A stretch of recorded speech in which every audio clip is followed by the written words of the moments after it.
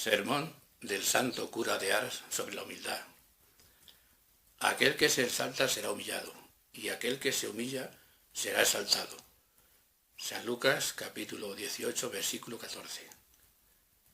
Podría manifestarnos de una manera más evidente nuestro divino Salvador la necesidad de humillarnos, esto es, de formar bajo concepto de nosotros mismos, ya en nuestras acciones como condición indispensable para ir a cantar las divinas alabanzas por toda una eternidad. Hallándose un día en compañía de otras personas y viendo que algunos se alababan del bien por ellos obrado y despreciaban a los demás, Jesucristo les propuso esta parábola, la cual tiene todas las apariencias de una verdadera historia. Dos hombres, dijo, subieron al templo a orar. Uno de ellos era fariseo y el otro publicano. El fariseo permanecía en pie y hablaba a Dios de esta manera: Os doy gracias, Dios mío, porque no soy como los demás hombres, que son ladrones, injustos, adúlteros, ni aun como este publicano. Ayuno 2 veces por semana, pago el diezmo de cuanto poseo. Tal era su oración, nos dice San Agustín, Sermón 115, capítulo 2. Bien veis que ella no es más que una afectación llena de su orgullo y vanidad. El fariseo no viene para orar ante Dios ni para darle gracias, sino para alabarse a sí propio y aún para insultar a aquel que realmente ora. El publicano, por el contrario, apartado del altar sin atreverse ni siquiera a elevar al cielo su mirada, golpeaba su pecho diciendo: Dios mío, ten piedad de mí, que soy un miserable pecador.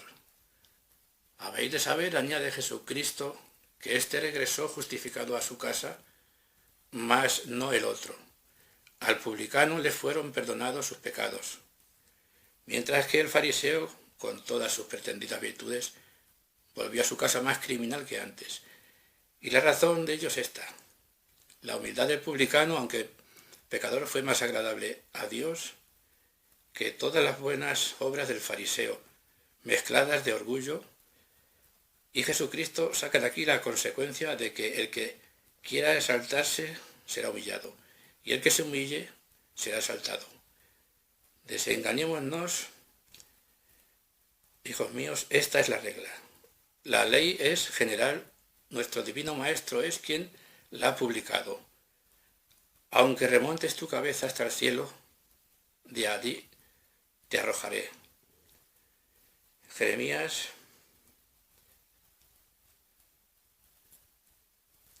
dice el Señor: si el único camino que conduce a la exaltación provechosa para la otra vida es la humildad, Gloria placedi humilitas, Proverbios 15:33. Si esta bella y preciosa virtud de la humildad sin esta bella y preciosa virtud de la humildad no entraréis en el cielo. Será como si os faltase el bautismo. De aquí podéis ya colegir la obligación que tenemos de humillarnos y los motivos que a ello deben impulsarnos. Voy pues ahora a mostraros, primero, que la humildad es una virtud absolutamente necesaria para que nuestras acciones sean agradables a Dios y premiadas en la otra vida. Segundo, tenemos grandes motivos para practicarla, sea mirando a Dios, sea mirando a nosotros mismos.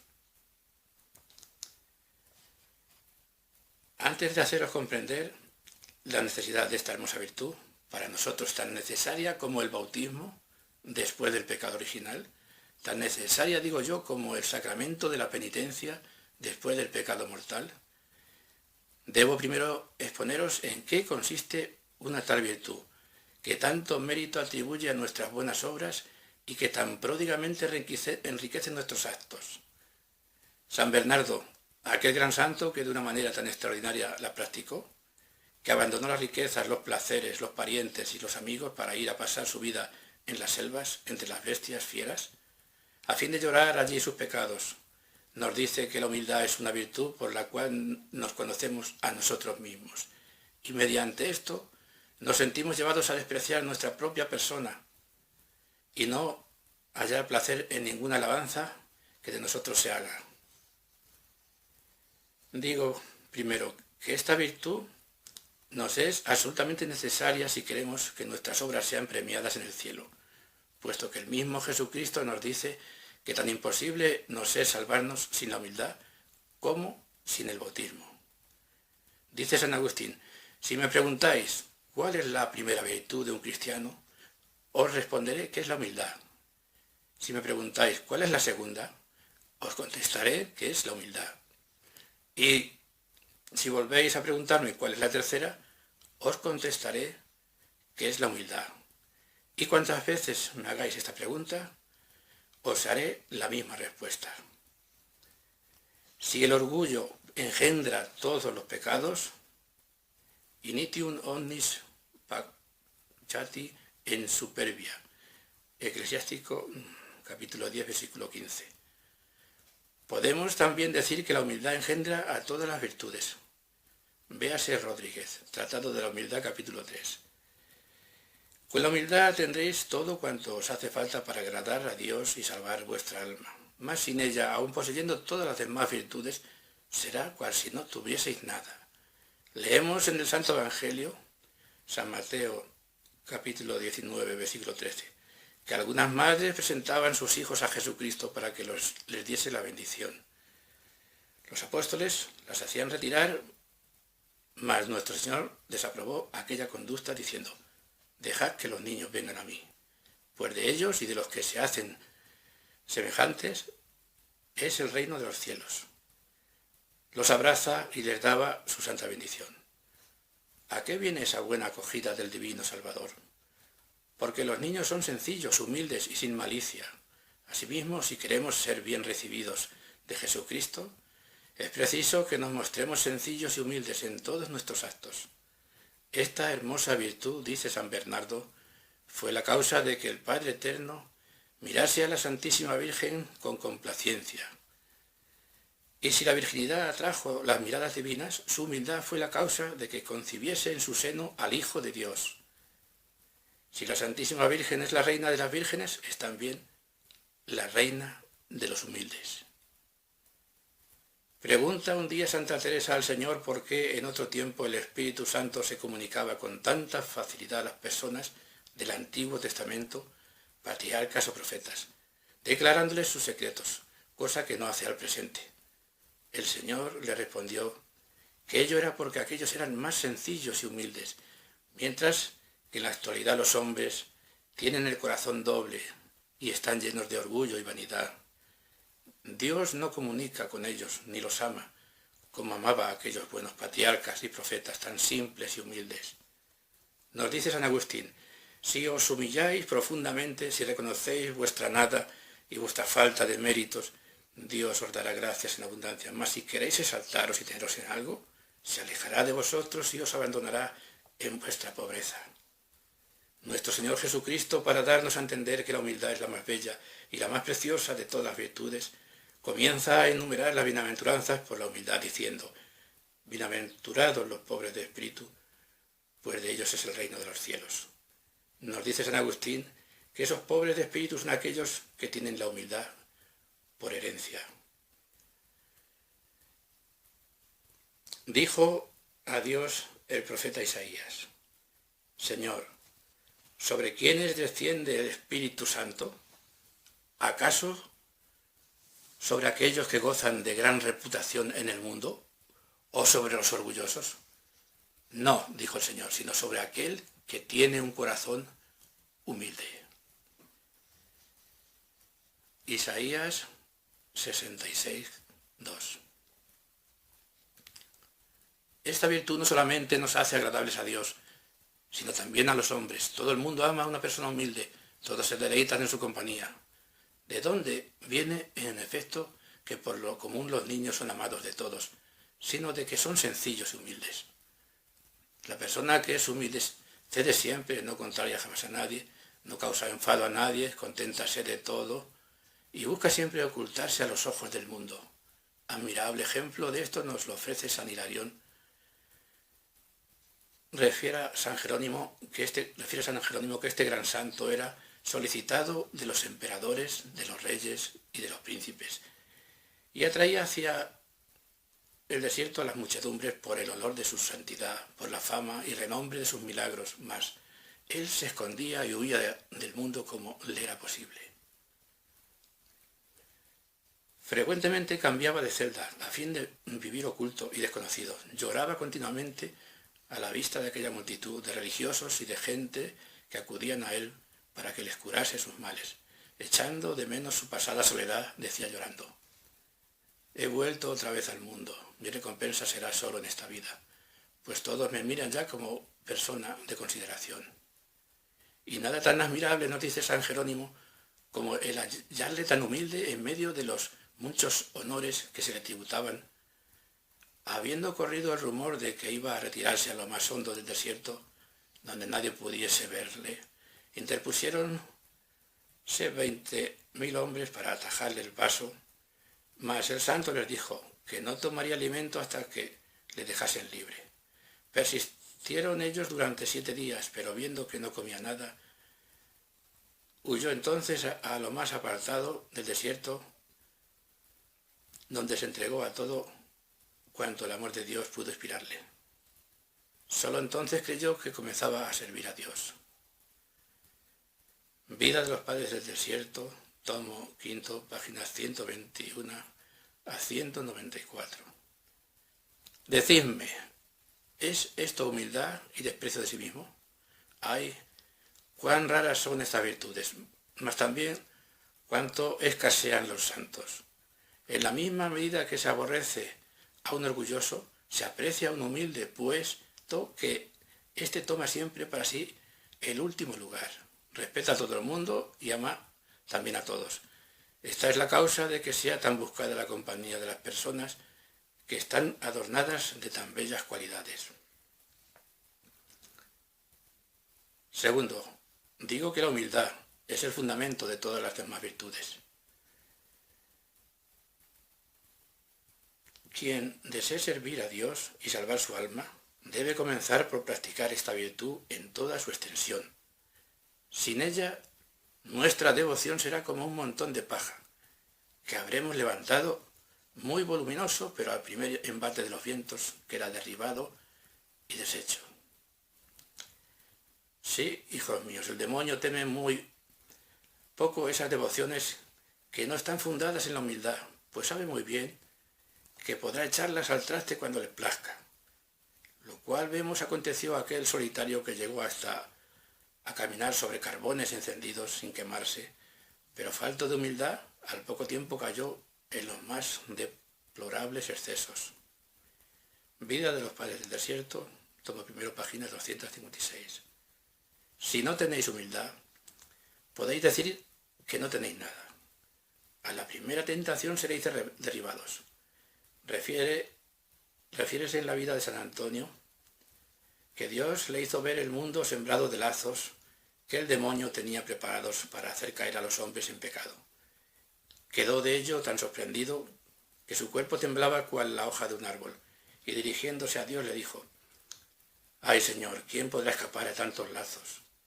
Y oyó una voz que le dijo: «Antonio, el que sea humilde, pues Dios da a los humildes la gracia necesaria para que puedan resistir a las tentaciones, mientras permite que el demonio se divierta con los orgullosos, los cuales caerán en pecado en cuanto sobrevenga la ocasión. Mas a las personas humildes el demonio no se atreve a atacarlas». Al verse tentado, San Antonio no hacía otra cosa que humillarse profundamente ante Dios, diciendo: «Ay, Señor, bien sabéis que no soy más que un miserable pecador». Y al momento el demonio emprendía la fuga. Cuando nos sintamos tentados, mantengámonos escondidos bajo el velo de la humildad, y veremos cuán escasa sea la fuerza que el demonio tiene sobre nosotros.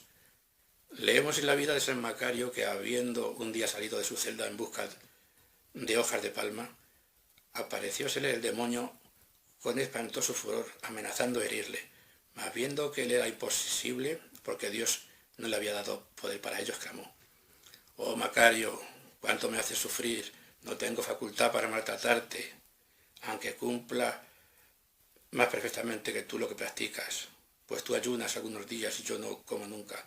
Tú pasas algunas noches en vela, yo no duermo nunca. Solo hay una cosa en la cual ciertamente me aventajas. San Macario le preguntó cuál era aquella cosa. Es la humildad. El santo postróse la faz en tierra, pidió a Dios no le dejase sucumbir a la tentación y al momento el demonio emprendió la fuga. Vida de los padres del desierto, tomo 2, página 358. San Macario de Egipto. Oh, cuán agradables nos hace a Dios esta virtud, y cuán poderosa es para ahuyentar al demonio, pero también cuán rara, lo cual claramente se ve con solo considerar el escaso número de cristianos que resiste al demonio cuando son tentados.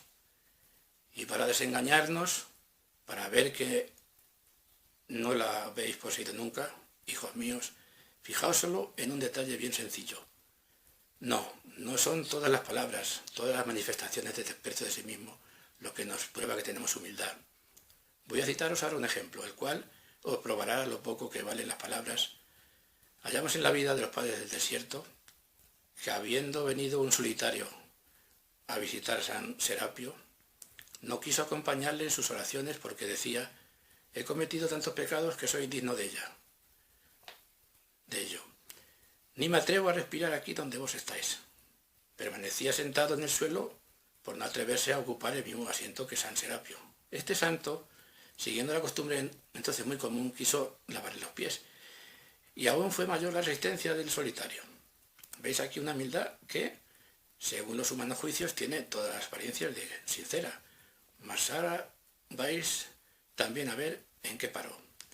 San Serapio se limitó a decirle a manera de aviso espiritual que tal vez haría mejor permaneciendo en su soledad, trabajando para vivir, que no corriendo de celda en celda como un vagabundo. Ante este aviso el solitario no supo ya disimular la falsedad de su virtud. Enojóse en gran manera contra el santo y se marchó.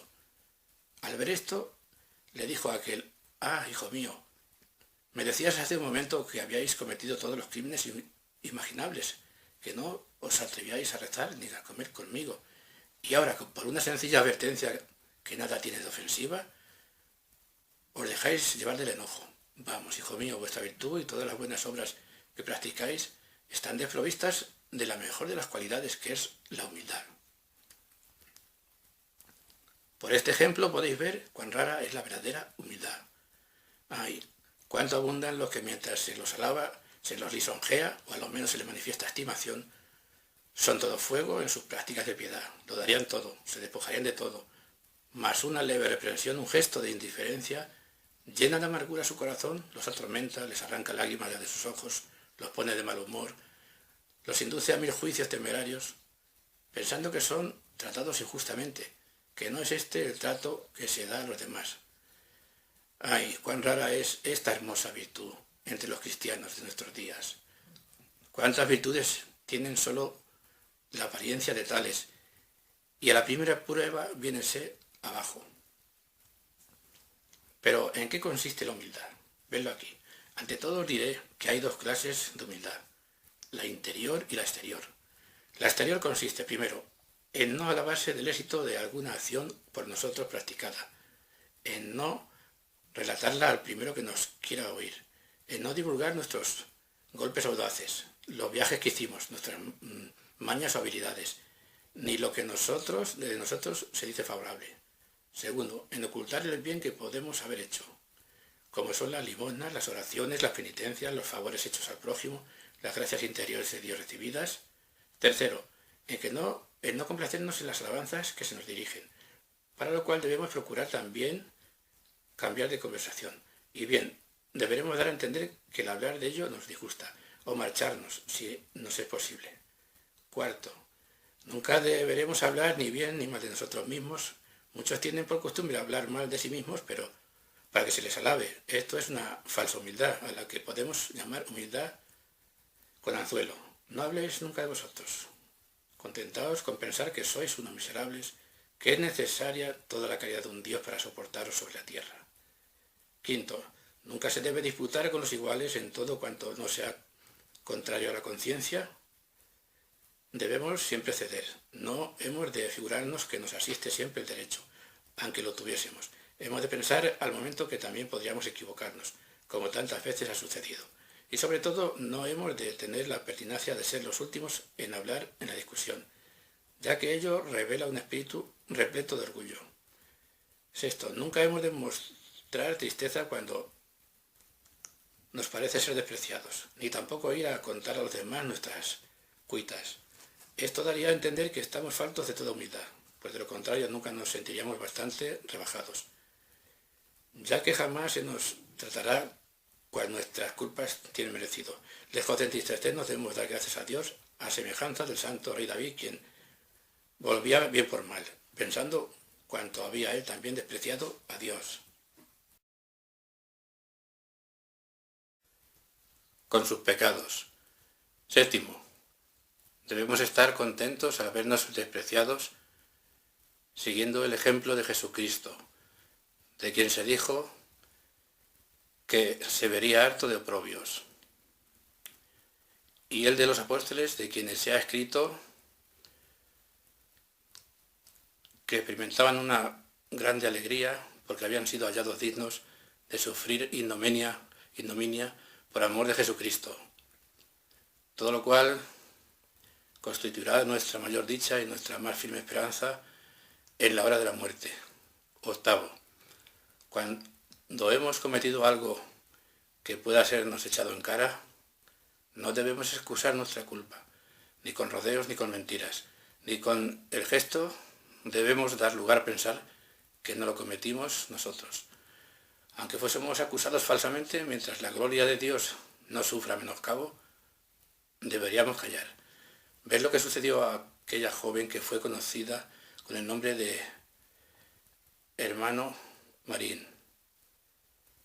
Ay, ¿quién de nosotros se habría sometido a semejantes pruebas sin justificarse, cuando tan fácilmente podía hacerlo? Noveno, esta humildad consiste en practicar aquello que más nos desagrada, lo que los demás no quieren hacer, y en complacerse en vestir con sencillez. En esto consiste, hijos míos, la humildad exterior. Mas, ¿en qué consiste la interior? Vedlo aquí. Consiste primero en sentir bajamente de sí mismo, en no aplaudirse jamás en lo íntimo de su corazón al ver coronadas por el éxito las acciones realizadas, en creerse siempre indigno e incapaz de toda buena obra, fundándose en las palabras del mismo Jesucristo cuando nos dice que sin Él nada bueno podemos realizar. San Juan capítulo 15, versículo 5. Pues ni tan solo una palabra, como por ejemplo Jesús, podemos pronunciar sin auxilio del Espíritu Santo. Segundo, consiste en sentir satisfacción de que los demás conozcan nuestros defectos a fin de tener ocasión de mantenernos en nuestra insignificancia. Tercero, en ver con gusto que los demás nos aventajen en riquezas, en talento, en virtud y en cualquier otra cosa, en someternos a la voluntad o al juicio ajeno siempre que ello no sea contra conciencia. Sí, hijos míos, la persona verdaderamente humilde debe semejar un muerto, que no se enoja por las injurias que se le infieren, ni se alegra de las alabanzas que le tributan. En esto consiste por ser la humildad cristiana, la cual tan agradables nos hace a Dios y tan apreciables a los ojos del prójimo. Considerad ahora si la tenéis o no, y si desgraciadamente no la poseéis, no os queda otro camino para salvaros que pedirla a Dios hasta obtenerla, ya que sin ella no entraríamos en el cielo. Leemos en la vida de San Elcear que, habiendo corrido el peligro de perecer engullido por el mar, junto con todos los que se hallaban en el barco, pasado ya el peligro, Santa Delfina, su esposa, le preguntó si había tenido miedo. Y el santo contestó: cuando me hallo en peligro semejante, me encomiendo a Dios junto con todos los que conmigo se hallan, y le pido que si alguien debe morir, este sea yo como el más miserable y el más indigno de vivir. Venerable Rivadeneira, 27 de septiembre. Texto noveno, página 399. ¡Cuánta humildad! San Bernardo estaba tan persuadido de su insignificancia que al entrar en una ciudad, hincábase antes de hinojos pidiendo a Dios que no castigase a la ciudad por causa de sus pecados, pues se creía capaz de atraer la maldición de Dios sobre aquel lugar. Refiérese lo mismo de Santo Domingo. Cuánta humildad, hijos míos, un santo tan grande cuya vida era una cadena de milagros.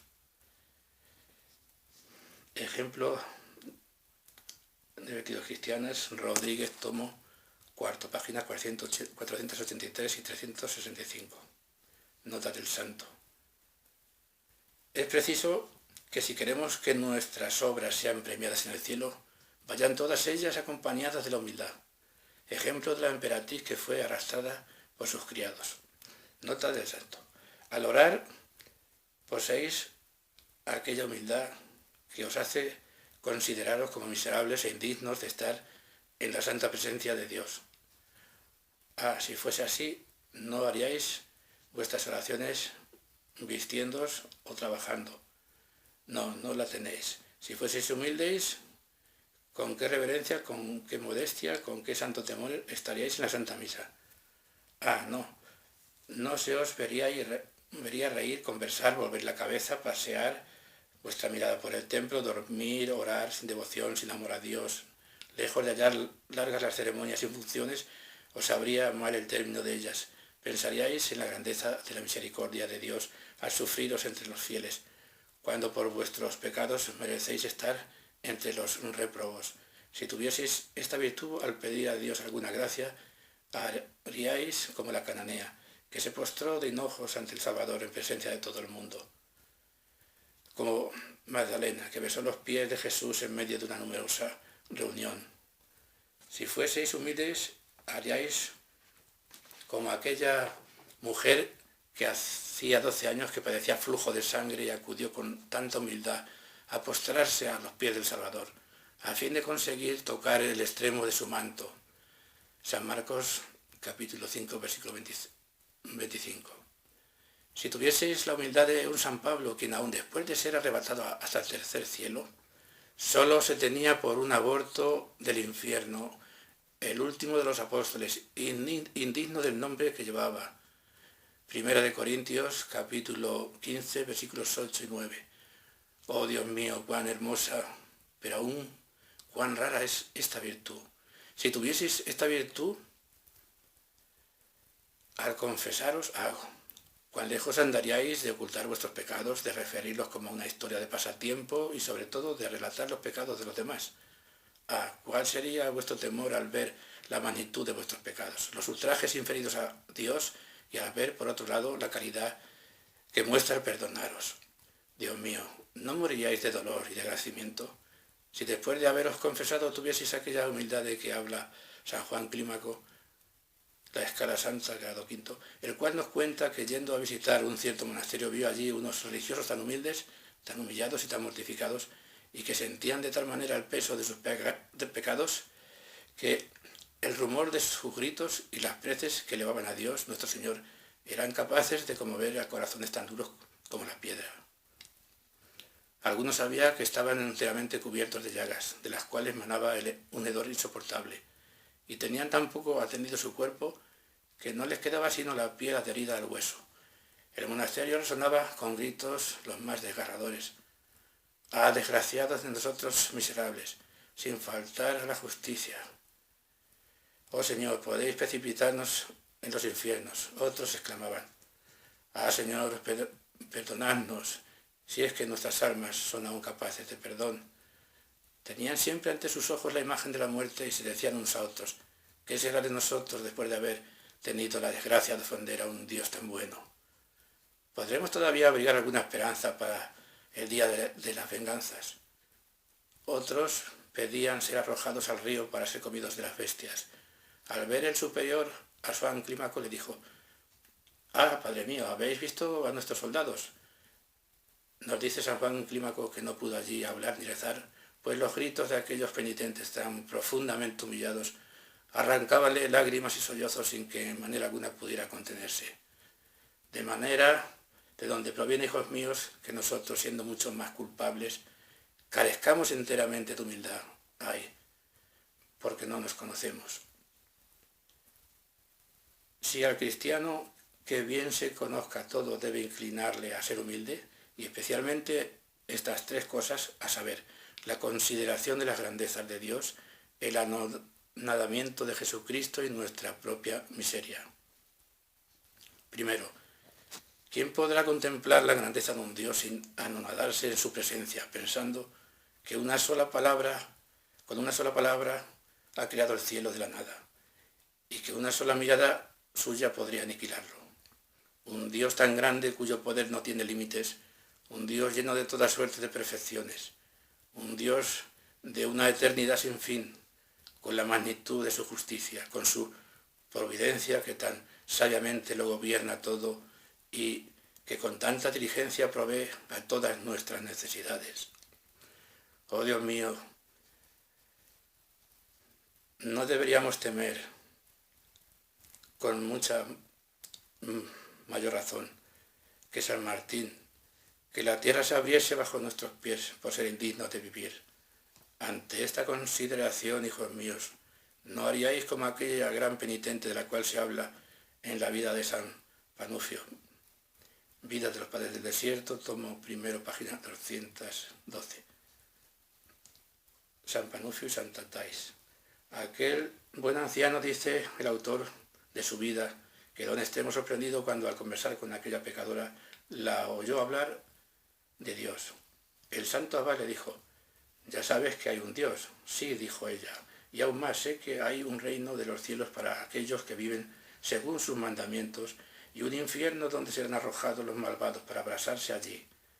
Si conoces todo esto, ¿cómo te expones a abrasarte en el infierno, causando la perdición de tantas almas?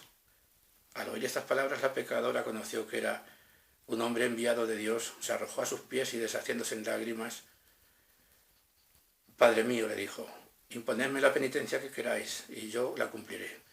El anciano la encerró en una celda y le dijo: «Mujer tan criminal como tú has sido, no merece pronunciar el santo nombre de Dios. Te limitarás a volverte hacia el oriente y dirás por toda oración: oh vos que me creasteis, tened piedad de mí». Esta era toda su oración. Santa Thais pasó 3 años haciendo esta oración, derramando lágrimas y exhalando amargos sollozos noche y día. Oh Dios mío, cuánto nos hace profundizar en el propio conocimiento, la humildad. Segundo, decimos que el anonadamiento de Jesucristo debe humillarnos aún más, y más cuando contemplo, nos dice San Agustín, a un Dios que desde su encarnación hasta la cruz no hizo otra cosa que llevar una vida de humillaciones e ignominias. Un Dios desconocido en la tierra. ¿Habré yo de sentir temor de humillarme? Un Dios busca la humillación y yo, gusano de la tierra, querré ensalzarme. Dios mío, dignaos destruir este orgullo que tanto nos aparta de vos. Lo tercero que debe conducirnos más que a la humildad es nuestra propia miseria. No tenemos más que mirarla algo de cerca y hallaremos una infinidad de motivos de humillación. Nos dice el profeta Miqueas: en nosotros mismos llevamos el principio y los motivos de nuestra humillación. No sabemos por ventura, dice, que nuestro origen es la nada, que antes de venir a la vida transcurrieron una infinidad de siglos y que por nosotros mismos nunca habríamos podido salir de aquel espantoso e impenetrable abismo. Podemos ignorar que aún después de ser creados conservamos una vehemente inclinación hacia la nada, siendo preciso que la mano poderosa de aquel que de ella nos sacó nos impida volver al caos, y que si Dios dejase de mirarnos y sostenernos seríamos borrados de la faz de la tierra, con la misma rapidez que una brizna de paja es arrastrada por una tempestad furiosa. Que es pues el hombre para envanecerse de su nacimiento y de sus demás cualidades? Ay, nos dice el santo varón Job: ¿qué es lo que somos? Inmundicia antes de nacer, miseria al venir al mundo, infección cuando salimos de él. Nacemos de mujer, nos dice Job, capítulo 14, versículo 1. Y vivimos breve tiempo durante nuestra vida, por corta que sea. Mucho hemos de llorar, y la muerte no tarda en herirnos. Tal es nuestra herencia, nos dice San Gregorio. Para juzgar, según esto, si tenemos lugar a ensalzarnos por nada del mundo. Así es que quien temerariamente se atreve a creer que es algo, resulta ser un insensato que jamás se conoció a sí mismo, puesto que conociéndonos tal cual somos, solo horror podemos sentir de nosotros mismos. Pero no son menos los motivos que tenemos de humillarnos en el orden de la gracia. Por grandes talentos y dones que poseamos, hemos de pensar que todo nos viene de la mano del Señor, que nos da a quien le place, y por consiguiente no nos podemos alabar con ellos. Un concilio ha declarado que el hombre, lejos de ser el autor de su salvación, solo es capaz de perderse, ya que de sí mismo solo tiene el pecado y la mentira. San Agustín nos dice que toda nuestra ciencia consiste en saber que nada somos, y que todo cuanto tenemos de Dios lo hemos recibido. Finalmente digo que debemos humillarnos considerando la gloria y la felicidad que esperamos en la otra vida, pues de nosotros mismos somos incapaces de merecerla. Siendo Dios tan magnánimo al concedérnosla, no hemos de confiar sino en su misericordia y en los infinitos méritos de Jesucristo, su Hijo. Como hijos de Adán solo merecemos el infierno. Oh, cuán caritativo es Dios al permitirnos tener esperanza de tantos y tan grandes bienes, a nosotros que nada hicimos para merecerlos. ¿Qué hemos de concluir de todo esto? Verlo aquí, todos los días hemos de pedir a Dios la humildad cuantas veces nos sea posible. Quedemos bien persuadidos de que no hay virtud más agradable a Dios que la humildad y de que con ella obtendremos todas las demás. Por muchos que sean los pecados que pesen sobre nuestra conciencia, estemos seguros de que con la humildad Dios nos perdonará. Si cobremos afición a esa virtud tan hermosa, ella será la que nos unirá con Dios, la que nos hará vivir en paz con el prójimo, la que aligerará nuestras cruces, la que mantendrá nuestra esperanza de ver otro día a Dios. Él mismo nos lo dice. Bienaventurados los pobres de espíritu, pues ellos verán a Dios. San Mateo capítulo 5, versículo 3. Esto es lo que os deseo. San Juan Bautista María Vianney, cura de Ars.